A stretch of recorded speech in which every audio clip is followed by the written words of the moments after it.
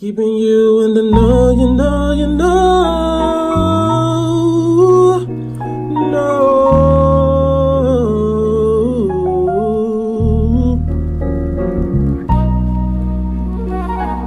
The Los Angeles County Sheriff's Department is now announcing a $100,000 reward for information leading to the arrest of a suspect who ambushed and shot two deputies, wounding them critically. Surveillance video shows a gunman approaching their patrol vehicle. This was in Compton last night. The sheriff says the deputies, one man and one woman, were shot multiple times. A search is still underway for the shooter. CNN's Josh Campbell joins us from outside the hospital in Linwood, California, where the deputies are being treated. Josh, what more are you learning? Yeah, Anna, as you mentioned, that manhunt is still underway at this hour. A $100,000 reward being offered. We're told that there are numerous officers that are out and about doing a grid search, trying to locate that individual. Many agencies have offered their support, including the FBI. Now, as you look at that CCTV footage that led to the injury of these officers, it's hard to look at that and conclude that that was anything but an attempted cold-blooded murder of these two officers. You see that man approach a patrol vehicle that is at a metro station, walks up to the passenger side of the vehicle, opens fire, and then flees to the rear of the vehicle. Again, the manhunt for that person underway. Behind me here at this hospital in Linwood, those two deputies are, as authorities say, fighting for their lives. We are learning now that they are out of surgery. The latest information we have is that they remain in critical condition. Now, since that shooting, we heard from a number of officials coming out, including the governor, local elected officials condemning that shooting. We also heard from the LA County Sheriff speaking out very forcefully about this incident that occurred to two of his deputies. Take a listen. That was a cowardly act. The two deputies were doing their job, minding their own business, and watching out for the safety of the people on the train, and seeing somebody just walk up and just start shooting on them. It pisses me off. Now, Anna, the scene of the shooting over in Compton remains an active crime scene at this hour. Authorities are processing that scene. We also saw earlier a patrol vehicle being loaded onto the bed of a tow truck and taken away. Again, that over at that crime scene. Where we are at the hospital there right now, there is also a very heavy police presence because those deputies are inside. Also, in part because last night authorities say that there were some protesters that showed up here. We're not sure how many, but authorities saying that some of those protesters actually chanted disparaging things about these deputies, saying things that like they hope that they die, which is just baffling. I talked to one officer out here that says that she just doesn't understand why anyone would do that. It's worth noting that there were supporters that came out here as well today. We saw a caravan of cars with balloons, black and blue, in support of law enforcement, expressing their support for these deputies who at this hour continue to fight for their lives here in the Los Angeles area. What it do, YouTube family? And what you just seen was, in the opening video, was late last week, two police officers were shot outside of a metro. Well, as you can see on the video, they were quote unquote ambushed, and basically the sheriff, he spoke out and said how he's outraged and how dangerous of a job it is to be a police in America, and how cowardly it is that what he did. And I mean, I'm like, okay, but the thing with the white supremacists and these police officers and everything, they want you to feel sympathetic when it happened to them. They use all these signal words when it come to them. But when it come to us, they want us to shut up and be quiet, or he was a thug and woo-woo. Like what I seen in that video, that's no different than what happened to Breonna Taylor. She was ambushed. Our brother Fred Hampton, he was ambushed 51 years ago. He was ambushed.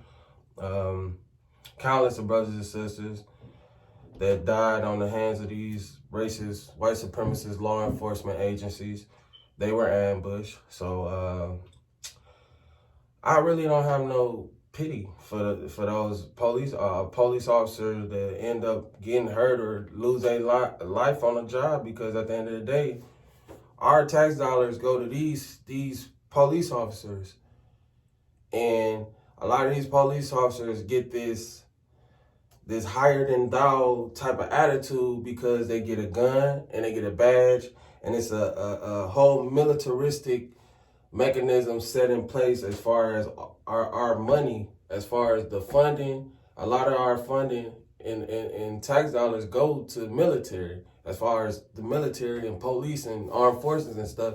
So they think they bigger and bad because they get these guns, these bad, and all this gear and stuff, and they get to watch over us. And a lot of these police officers, they get to their head, but at the end of the day, they are specifically supposed to work in the interest of us, because they supposed to be public servants.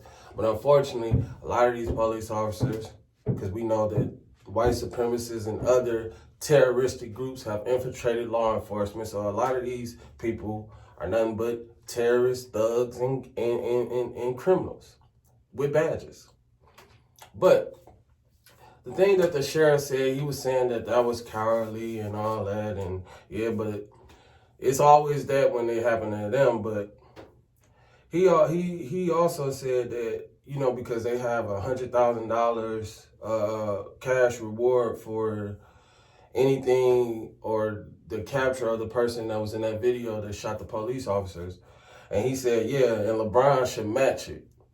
And when they do things like that, that's basically their way of saying that we want to keep a nigga in check, because LeBron is the most popular black athlete, and he's a lot of younger kids and a lot of black people, a lot of black men can resonate with LeBron James. You know what I'm saying? So they gonna have to go after him. And then unlike certain athletes in the past, I mean, you do have brothers in the past that spoke out, but LeBron is being vocal about what's going on right now. And he's the biggest athlete in the world. So they want to put this nigga in his place. It's all about buck broken, because if you look at it 2 weeks ago, LeBron was talking about Black America, we scared, we this. You know what I'm saying? But a week before that, they was interviewing him about a Malcolm X book he was reading. So they know what LeBron doing and all that. And, you know, when it comes to black folks getting anything of an empowerment, that is a threat to the white supremacists. You know what I'm saying? Like saying Malcolm X to the white supremacists is basically like you saying motherfucking Adolf Hitler to them. Like saying Adolf Hitler to a Jew, saying Malcolm X, because Malcolm X worked in the interest of black society and he was for his people. And I'm not saying that Malcolm X was, because Malcolm X was a virtuous brother, you know what I'm saying? And Adolf Hitler, he was trying to, you know, exterminate a whole group of people. But anytime when you're a person, a black man primarily, and you are speaking in the interest of your own people, you are a threat in the eyes of the white supremacists. But then I wanna say something. And the reason why I really I can give two shits about those police officers getting shot in that video, because they actually have the woman, I believe the 31-year-old police officer, they actually have her on video and got pictures of her smirking on the scene of someone getting murdered by the police. I believe he was a metro security guard or something. He ended up getting gunned down by the police, and she's all smirking and all that. So I don't really have sympathy for them, because when it comes to them, it's no investigation, or we gotta wait it out and look for the evidence and all that other stuff. It's never none of that. We got a full extent of the law. Notice the video popped up quick. When it comes to us, they take videos. They'll go to the gas station. They'll go to the McDonald's somewhere where police then gunned down somebody. They would deliberately take it and say, oh, this is a part of our investigation, knowing that it's covering up their dirt, knowing that it's going to show that they shot that brother for no reason. So they can just come up with this elaborate story of how he had a gun or he reached for my weapon or something like that. You know what I'm saying? So that's what the white supremacists do. That's what they do. But I'm going to get back on LeBron James and these athletes. But basically with the athlete and the black man in America in general, we have been told, well, we've been programmed to be buck broken. You have black man, you got politicians, you got Andrew Gilliam, a black man. He's a politician out of Florida. He get caught up with drugs and in a hotel room doing all types of, in the act of gay sex, passed out though. He was passed out, but the aftermath of gay sex and all that other stuff, he all passed out. But he coming up on TV talking about he's bisexual now. See, they pushing that effeminate homosexual agenda on the black man, because if you look at Andrew Gilliam, he's an in-shape brother. You know what I'm saying? And they want the buck break the brothers, the masculine looking brothers, the strong brothers, and they want to feminize them. Like Magic Johnson's son. Magic Johnson's son about 6'4", 6'5", and he wear high heels and a dress. How? Because that's been incorporated into our psyche, and we have never dealt with that as black people. So when they come to LeBron James, and they love when LeBron James say, "Oh, we scared as black people." They love that. They love that shit. They love, "Oh, yes, LeBron. Yeah, y'all niggas scared." But they hate when he said, "Oh, yeah, I'm reading this book on Malcolm X. Oh, y'all heard about Marcus Garvey?" So they hate that, because that's when the nigga ain't scared no more. You get what I'm saying? Because brothers like that, brothers and sisters like that ain't scared. You know what I'm saying, family? So when they come around here with all this propaganda talking about some criminal, black people need to do all this and all this, police in fear for their life, that's nothing but bullshit. Because at one time, America didn't have police. Police wasn't really a thing until black people were released from the bondage of slavery. So that shows you that it's nothing but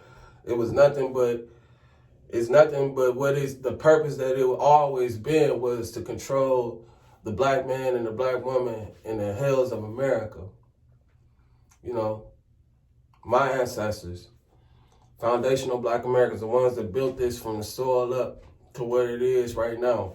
So at the end of the day, family, when you see little stuff like this, police shooting, man, police shootings happen all the time. Some white dude shot at a police officer the other day in Ohio and killed one of them. He shot 2 police officers. They not really talking about that in the news. See, they pick and choose what they want to talk about. See, with this one, they probably say that some Black Lives Matter extremist dude that did this shooting. See, they want to take it and spin their narrative with it. That's all they want to do, family.